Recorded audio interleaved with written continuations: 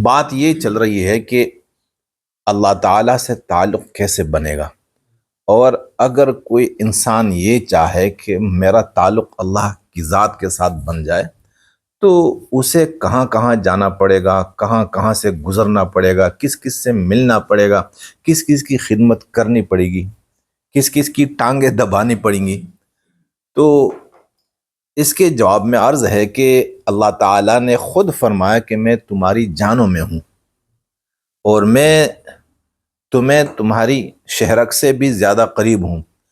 تو جو ہستی ہمیں اپنے آپ سے بھی زیادہ قریب ہے، اسے پانے کے لیے، اس سے تعلق بنانے کے لیے کسی کے پاس جانے کی ضرورت نہیں ہے۔ یہ جتنے پیر ہیں، جتنے مولوی ہیں، جتنے پادری ہیں، جتنے پنڈت ہیں، جتنے ربی ہیں، جتنے گیانی ہیں، انہوں نے خود بھی اللہ کو نہیں پایا، یہ خود بھی اللہ سے بے خبر ہیں، یہ خود بھی اللہ سے نا آشنا ہیں، اور ان کا خود بھی اللہ تعالیٰ کی ذات سے کوئی تعلق نہیں ہے۔ تو جب ان لوگوں کا اپنا تعلق اللہ کی ذات سے نہیں ہے تو ہمارے جیسے لوگوں کا تعلق کیسے بنائیں گے یہ اللہ سے؟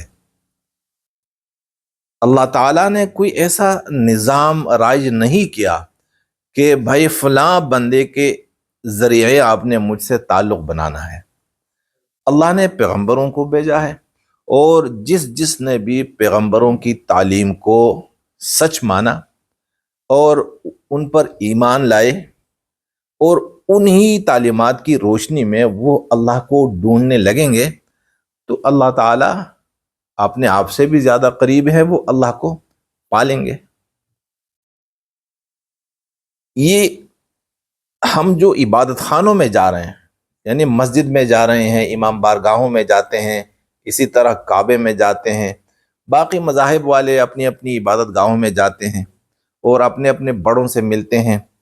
تصور یہی ہوتا ہے کہ جب ہم اپنی عبادت گاہ میں جائیں گے تو وہاں پر ہمارا تعلق اللہ سے بنے گا، گویا کہ اللہ تعالیٰ وہیں پر ہے جہاں ہم اللہ تعالیٰ کی عبادت کرنے کے لیے جاتے ہیں۔ عبادت گاہوں کو ہم کیا کہتے ہیں؟ اللہ کے گھر۔ تو عام انسان کے تصور میں یہی بات آتی ہے کہ ہاں، اللہ کہاں ملتے ہیں؟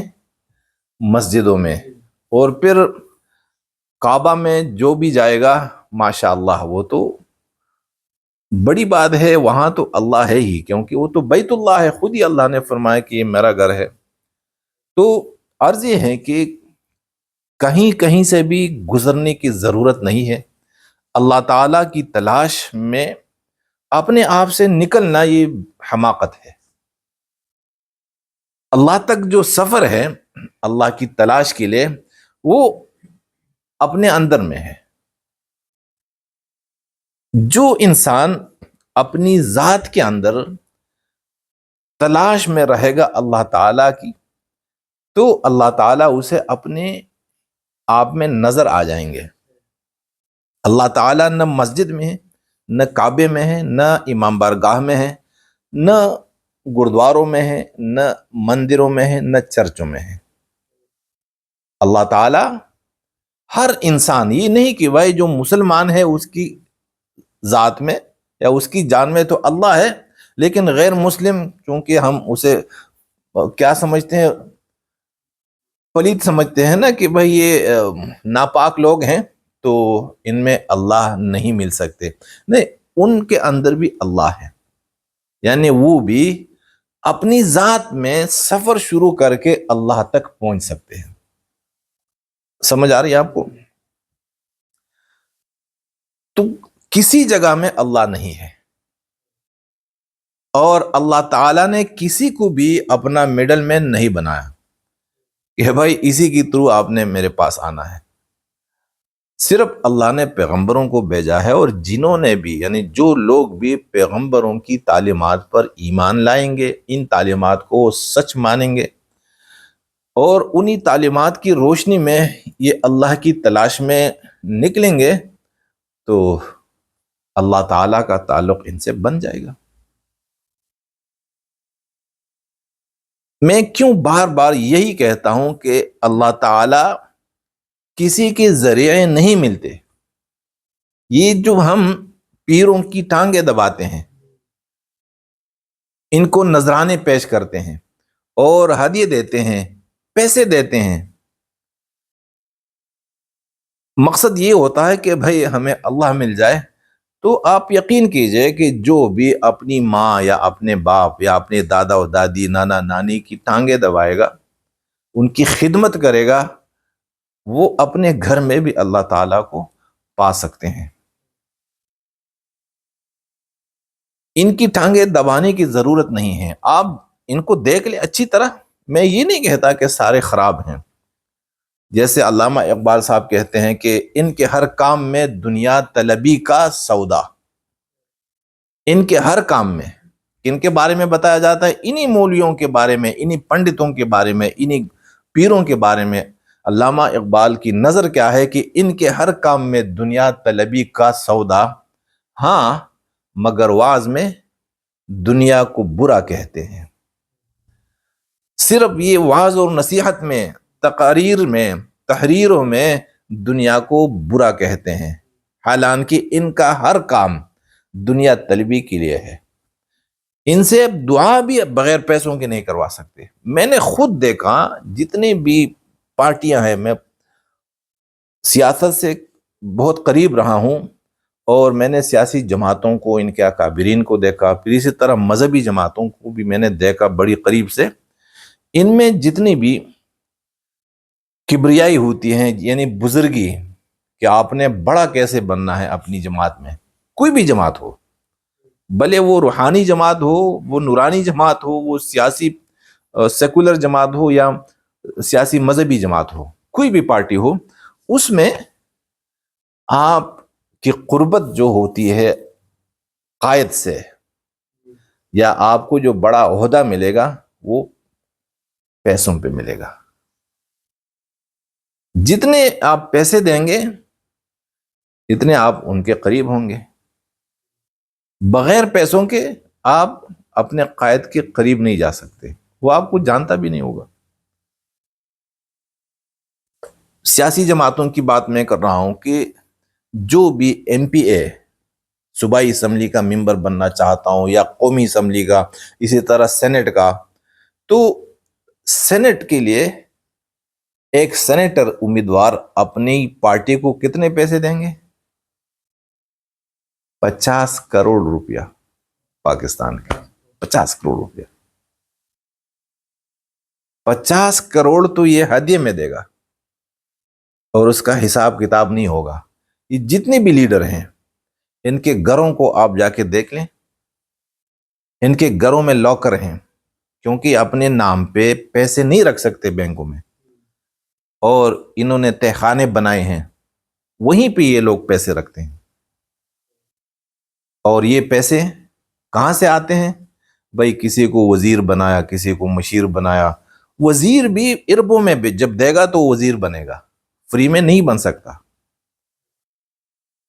ایم پی اے، ایم این اے، سینیٹر، وزیر، مشیر، یہ سب پیسوں سے بنتے ہیں، بھلے وہ مذہبی پارٹی ہو یا سیکولر پارٹی ہو.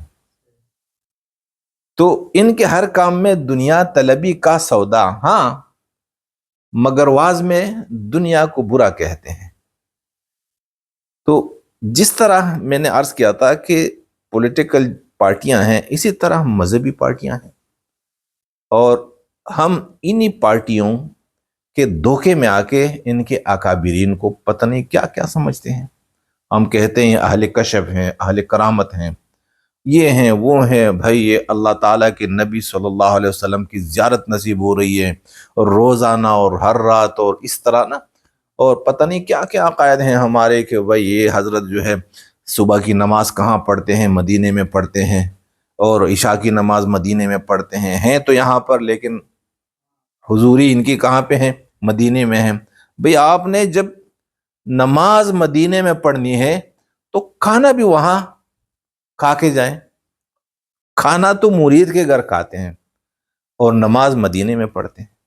اتنے بیوقوف ہیں عوام کہ اللہ کے بندو جب آپ کو اپنا پیر یہ بتاتے ہیں کہ بھائی میں تو نماز مدینے میں پڑھتا ہوں، تو ان سے کہہ دے کہ بھائی کھانا بھی وہاں کھا کے آیا کرے۔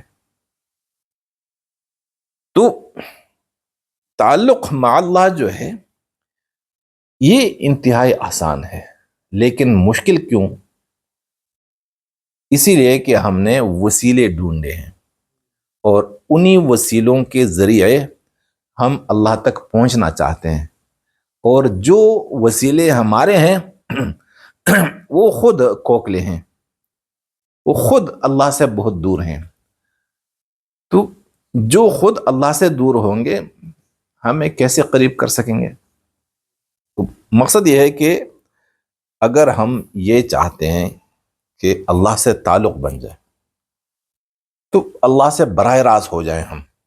جو بھی اللہ کے ساتھ براہ راست ہوگا، اللہ ہمارے ساتھ براہ راست ہیں، ہم کیوں انڈائریکٹ ہوتے ہیں؟ بلا واسطہ آپ تعلق بنائیں اللہ سے، بالواسطہ چھوڑ دیجئے، کیونکہ جو واسطے ہیں، جو وسیلے ہیں، وہ بیکار ہیں۔ انہی واسطوں کو اللہ نے کیا فرمایا؟ شیاطین کہا ہے۔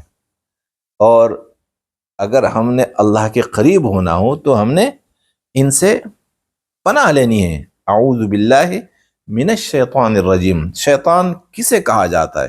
شیطان شیط سے نکلا ہے، شیط، شین یہ توئے، اور شیط کسے کہتے ہیں؟ دور ہونے کو۔ تو شیطان کیا کرتا ہے؟ یہ بندے کو اللہ سے دور کرتے ہیں۔ جیسے درندوں کو بھی شیاطین کہا جاتا ہے۔ درندے کیا کرتے ہیں کہ بھائی ہرن ہے تو ہرن کے بچوں سے ہرن کو دور کر دیتے ہیں۔ کیوں؟ کہ وہ اس کا گوشت کھانے کے لیے اس کو ہڑپ کر دیتے ہیں۔ تو اسی طرح ان کو اللہ نے کیوں شیطان کہا ہے یا شیاطین کہا ہے؟ کیونکہ یہ بندوں کو، اللہ کے بندوں کو اللہ سے دور کرتے ہیں۔ اگر کسی کو میری بات پر یقین نہیں ہے تو جو نسخہ میں نے بتایا ہے، ایک نسخہ یہ ہے کہ انسان گناہوں کو چھوڑ دے، اور دوسرا نسخہ یہ ہے کہ وہ اللہ کے ساتھ براہ راست ہو جائے۔ یہ کہہ دے اللہ سے کہ یا اللہ میں آپ کو تلاش کر رہا ہوں، یا اللہ میں آپ کی تلاش میں نکلا ہوں، یا اللہ مجھے اپنی قربت نصیب فرمائے، تو عن قریب اللہ تعالیٰ کا تعلق بن جائے گا۔ پھر یہ بتاتا ہوں تیسرا نسخہ کہ ٹھیک ہے آپ میری باتوں پر اگر یقین نہیں کرتے تو جن کی آپ نے خدمت کی ہے 10 سال 20 سال 30 سال 40 سال، جن جماعتوں میں آپ ہیں، بھلے سیاسی پارٹیاں ہوں یا مذہبی پارٹیاں ہوں، جس مکتب میں ہیں آپ دیکھ لیں کہ اگر آپ کے بڑوں کا تعلق اللہ کے ساتھ ہو تو آپ کا بھی ہوگا۔ 40 سال کے بعد بر کسی سے پوچھ لے کہ بھئی تعلق اللہ کے ساتھ ہے تو وہ جواب دے گا کہ نہیں ہے۔ ایک بندے نے پوری عمر کسی پیر کی خدمت کی ہوگی، کسی مولوی صاحب کی خدمت کی ہوگی، پوچھ لے کہ اللہ سے تعلق ہے تو نفی میں جواب دے گا۔ تو میرے بھائیوں، جس پیر کی خدمت میں آپ نے عمریں گزاری اور اللہ کا تعلق نصیب نہ ہو تو آگے چل کر کیسے تعلق نصیب ہوگا؟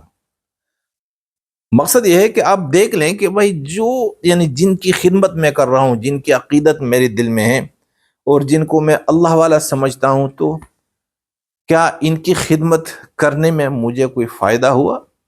کوئی روحانیت مجھے ملی؟ نہیں ملی تو چھوڑ دیجیے۔ اگر پھر بھی کرنی ہے تو اللہ کو کسی کی ضرورت نہیں۔